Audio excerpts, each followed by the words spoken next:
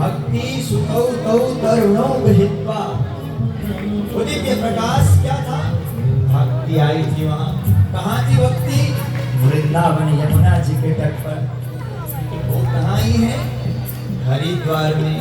अकेले आइए? नहीं नहीं नहीं नहीं नहीं, भक्ति सुतौ तौ। कैसे पुत्र? दो पुत्र लेके आई हैं। और कैसे हैं उनके पुत्र? तरुणौ गृहीत्वा। तरुण पुत्र लेके आई है जो वृंदावन में वृद्ध होकर बैठे थे।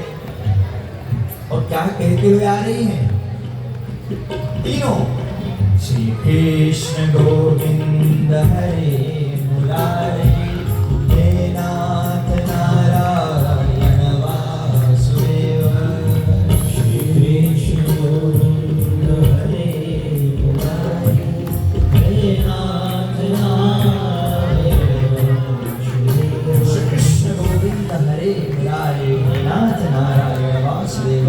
यह दिव्य गान करते हुए भक्ति आज कथा